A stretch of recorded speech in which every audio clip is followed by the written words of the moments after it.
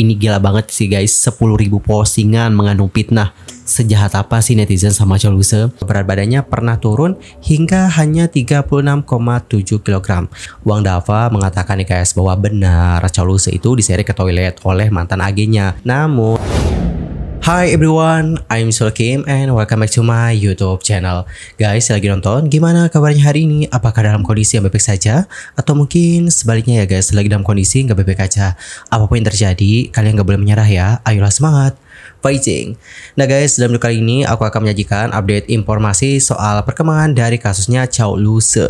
Tapi sebelum itu aku mohon maaf dulu, aku minta izin untuk nge-affiliate produk-produk hair-care yang aku pakai. Buat yang kepo bisa terus pantengin, dan buat yang nggak mau tahu bisa skip bagian ini karena aku juga udah tarain time-lapse. Jadi kalian bisa dengan mudah skip bagian ini guys. Kita mulai dulu dari shampoo kali ya. Oke, dari shampoo aja deh dulu.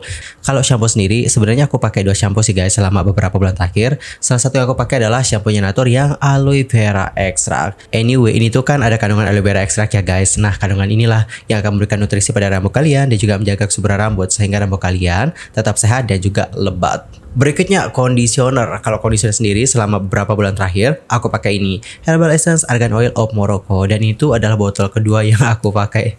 Lihat, tutupnya copot teman-teman.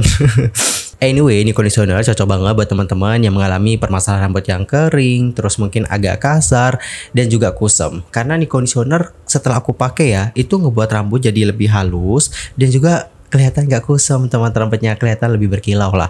Tapi kalau kalian seandainya pengen rambut kalian itu lebih glowing lagi nih, lebih berkilau ya, mungkin kalian bisa pakai hair cream atau enggak hair vitamin. Kalau aku sendiri coba kemarin yang hair vitaminnya Emerald yang hijab ini, dan hasilnya sih menurut aku bagus ya. Dan yang bagus dari hair vitamin ini adalah selain membuat rambut jadi 2 kali lebih halus dan juga berkilau, ini tuh juga dapat loh mengatasi permasalahan rambut yang bow apek dan juga lepek. Selain itu aku juga pakai hair cream. Hair cream yang aku pakai adalah hair creamnya Gatsby Long Lasting Moisture. Anyway, kandungannya terdapat dalam produk ini dapat membuat rambut kalian menjadi lembab dan juga menjaga rambut kalian tetap sehat. Terus aku juga pakai tonik. Kalau tonik sendiri aku pakai toniknya Natur yang ginseng extract. Kenapa aku pakai ini? Karena aku itu kayak mengalami permasalahan rambut rontok teman-teman. Dan setelah aku pakai, aku melihat hasilnya rambut rontok tuh kayak berkurang teman-teman. So gimana nih bosku? Apakah kalian tertarik untuk coba? Kalau tertarik, kalian bisa cek tag produk. Dan sekarang kita akan lanjut ke topik pembahasan utama kita kali ini. Seperti yang sudah aku bilang tadi di awal, kali ini aku akan membahas tentang bagaimana perkembangan dari kasusnya Chow Lose.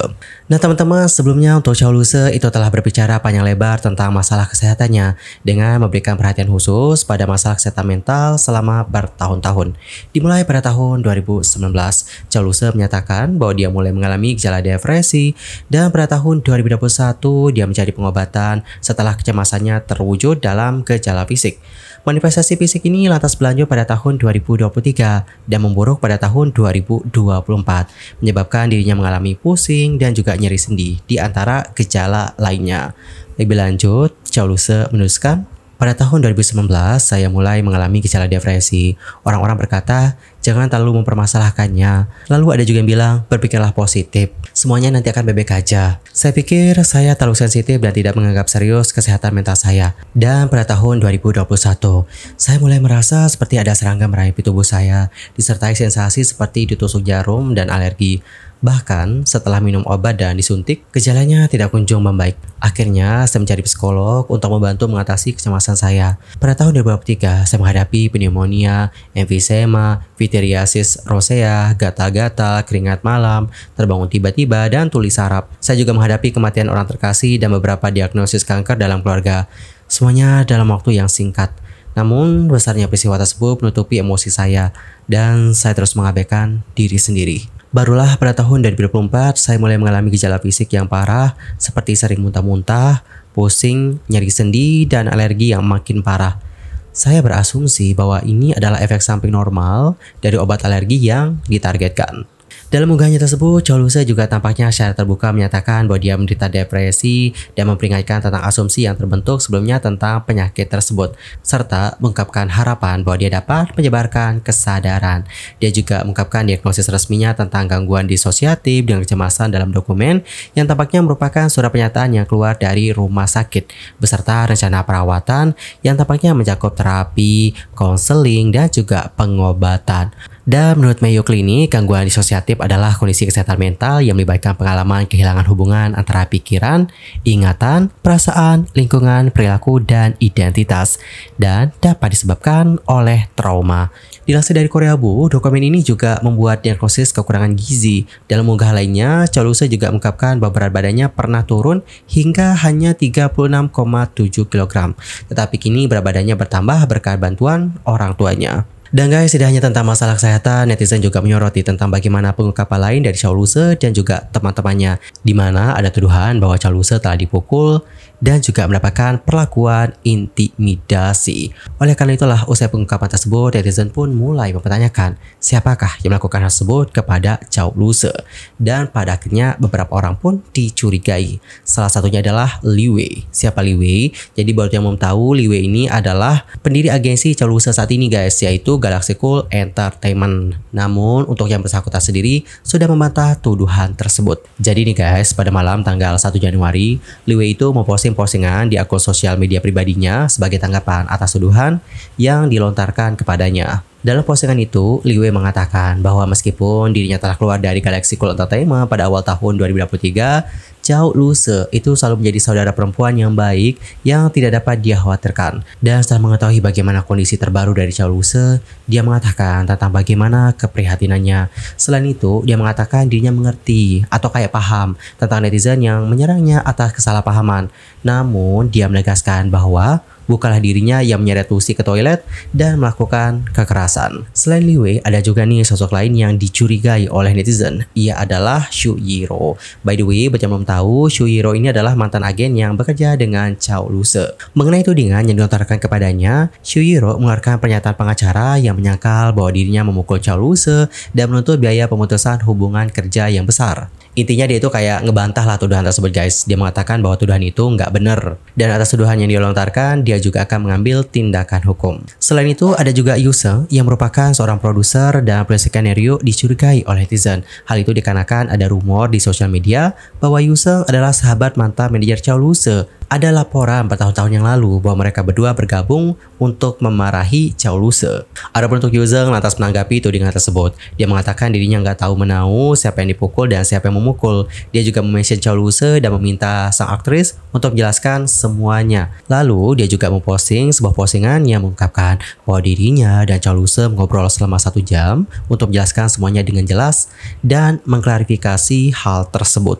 Dan ia menegaskan bahwa hubungan di antara mereka sangatlah baik. Di sisi lain, mengenai pemukulan terhadap Chow Loo-se, ada seorang influencer atau paparazzi asal Cina yang namanya adalah Wang Dava, itu menjelaskan versi lain nih guys selama melakukan secara langsung. Wang Dava itu mengatakan bahwa dia membicarakan masalah ini dengan orang-orang di industri di sebuah pesta makan malam dan mengetahui bahwa Chow Loo-se memang dipukuli. Tetapi orang yang memukul Chow Loo-se bukanlah mantan manajernya. Dan mengenai isi dari postingan teman Chow Loo-se soal dugaan pelakuan kekerasan yang didapatkan oleh sang aktris, Wang Dava mengatakan nih guys bahwa benar Chow Loo-se itu diseret ke toilet oleh mantan agennya dan seperti kayak dihina atau kayak dimarahi selama 2 jam dikarenakan tidak dapat mengikuti audisi untuk pertunjukan tersebut. Namun setelah itu mantan agennya tidak memukuli Chow Loo-se. Dalam share langsung tersebut, Wang Dava juga lantas menunjukkan narasi alternatif di mana dia mengklaim bahwa meskipun Chow Loo-se memang telah disakiti, itu bukan dilakukan oleh sang mantan manajer. Dia juga mengungkapkan bahwa pada pertemuan baru-baru ini, dia mendengar laporan nih tentang Chow Loo-se yang merasa tertekan dan juga cemas, yang menyebabkan Chow Loo-se menyakiti dirinya sendiri. Wang Dava berdasarkan pengalamannya sendiri mengatakan bahwa cerita ini sesuai dengan kondisi mental Chow Loo-se saat ini. Dan guys, menurut Wang Dava, kondisi fisik Chow Loo-se kini telah mencapai standar pemutusan kontrak. Jika dia tidak dapat terus melaksanakan kontrak, Chow Loo-se berhak menggunakan permohonan pemutusan hubungan kerja dan telah memperoleh surat keterangan dari rumah sakit tersier A yang membuktikan bahwa kondisi fisiknya menghalangi dirinya untuk terus melaksanakan kontrak. Namun nih teman-teman, meskipun sang aktris memenuhi kriteria untuk pemutusan kontrak ya, Chow Loo-se disebut enggan untuk melakukan pemutusan kontrak karena ada kekhawatiran bahwa hal itu dapat disamakan dengan pengasingan diri dari industri kecuali dia membayar denda atas pelanggaran kontrak. Pengasingan diri dari industri ini tuh kayak mirip di blacklist gitu nggak sih? Kan biasanya ada tuh artis-artis yang kalau ada masalah sama agensinya, terus mereka melakukan pemutusan kontrak, biasanya mereka tuh kayak di blacklist. Kalau di Korea sih gitu guys, ada beberapa artis yang bahkan kayak di blacklist gitu. Dan dikarenakan itu mereka juga jadi sulit promosi. Iya, ada loh yang beberapa kayak gitu guys. Aku nggak tahu sih ya guys kalau di Chinanya kayak gimana, tapi kalau di Korea kayak gitu. Dan ini yang sering kali ngebuat beberapa artis itu juga mikir-mikir 2-3 kali gitu kalau mau memutus kontrak. Karena kalau mereka putus gini-gini gitu, waduh, panjang tuh urusannya. Bisa-bisa kena blacklist. Begitu guys. Dan teman-teman, di sini aku juga dapat informasi dari Zaobao.com. Dalam artikelnya mereka menuliskan bahwa analisis itu menunjukkan bahwa dalam industri hiburannya mengakhiri kontrak bukan hal yang mudah. Hampir nggak mungkin untuk mengakhiri kontrak dengan lancar tanpa membayar harga atau memberikan kompensasi. So gimana ya pada akhirnya? Akankah Chow Loo-se akan bertahan di Galaxy Cool Entertainment atau akankah dia meninggalkan agensi tersebut? Bagaimana pendapat kalian? Entar komen di kolom komentar. Alright, jadi kurang lebih seperti itulah bagaimana statement dari sang paparazzi ya guys soal bagaimana kondisi dari Chow Loo-se. Dan usai mendengarkan bagaimana statement dari Wang Dava ini, netizen pun itu juga yang nggak langsung telan mentah-mentah gitu loh informasinya. Beberapa dari mereka juga mempertanyakan kembali tentang informasi yang sudah diberikan oleh Wang Dava. Sementara itu, beberapa yang lain menyatakan simpatinya terhadap Chow Loo-se. Dan teman-teman, sampai video ini dibuat, Chow Loo-se sendiri belum menanggapi tentang bagaimana informasi yang sudah diberikan oleh Wang Dava. Sementara itu, Zaolusi disebutkan telah menjadi topik diskusi luas di berbagai platform sosial media. Hanya dalam waktu 1 minggu, hampir 250 topik yang menjadi tren tentangnya muncul di Weibo. Di tengah banyaknya unggahan yang mengungkapkan rasa simpati dan rasa ingin tahu tentang apa terjadi dengan Chow Loo-se, terutama setelah Chow Loo-se mengungkapkan bahwa dia telah diserang pada usia 21 tahun, unggahan lainnya bersifat jahat, mengejek, dan juga mengkritik Chow Loo-se juga muncul. Beberapa netizen juga menuduh Chow Loo-se dengan jahat bahwa sang aktris memanfaatkan penyakitnya untuk mendapatkan perhatian. Mereka juga mengatakan bahwa pengungkapan publiknya tentang kesehatannya dan konflik dengan perusahaan manajemennya merupakan langkah yang diperhitungkan. Mereka juga menuding bahwa Chow Loo-se bertujuan untuk berhenti syuting dan keluar dari agensinya saat ini tanpa dikenakan hukuman pemutusan hubungan kerja. Statistik lebih lanjut menunjukkan bahwa Chow Loo-se menghadapi hingga 10.000 postingan yang mengandung fitnah dalam 1 minggu. Ini gila banget sih guys, 10.000 postingan mengandung fitnah. Sejahat apa sih netizen sama Chow Loo-se? Dan sebagai tanggapan, tim manajemen Weibo turun tangan dan menghapus jumlah akun yang melanggar peraturan platform tentang perilaku daring. Selain itu, beberapa orang yang dekat dengan Chow Loo-se, salah satunya adalah sutradara dari Mars Intelligence Agency, memberikan tanggapan. Dalam postingan panjangnya, beliau mengatakan bahwa berita yang saya mengejutkan tentang Chow Loo-se mulai menyebar dan diikuti oleh banjir postingan yang memfitnah sang aktris. Beliau juga mengatakan dirinya itu nggak bisa memahami bagaimana netizen dapat begitu kejam terhadap seorang wanita pekerja keras dan baik hati yang masih dalam pemulihan dari penyakitnya. Menurut beliau, nggak ada yang ingin memperlihatkan bekas luka mereka untuk diinjak-injak. Ia juga mengatakan bahwa Chow Loo-se telah menderita pengkhianatan dari orang-orang yang dulunya paling dia percayai, lalu menanggung perlakuan yang nggak adil, keraguan, dan bahkan mengalami fitnah jahat yang bertujuan untuk menghancurkannya. Selama bertahun-tahun, Chow Loo-se telah menghadapi semuanya dengan berani sendirian. Namun, gak peduli seberapa kuat seseorang, menurut beliau, setiap orang memiliki titik puncaknya. Sang sutradara lantas meminta netizen untuk menghentikan perbuatan jahatnya. Lebih lanjut, ia menambahkan dengan mengatakan, percayalah bahwa setiap tindakan jahat pada akhirnya akan menjadi bumerang. Atau kayak ada karma guys. Kalian berbuat jahat sama orang, nanti kalian juga akan mendapatkan perlakuan seperti itu. Anyway, cukup sekian ya guys untuk hari ini. Kita mendoakan yang terbaik ya untuk Chow Loo-se. Semoga dapat segera pulih, sehat, dan dapat kembali beraktivitas. Tetap semangat ya Chow Loo-se. Dan guys, aku juga mohon maaf ya kalau ada kesalahan baik itu dalam ucapan, sikap, tindakan, dan mungkin ada kesalahan informasi. I'm so sorry banget. Dan mohon koreksi ya kalau ada misinformation. Sampai jumpa semuanya dan selamat beraktivitas. Goodbye everyone.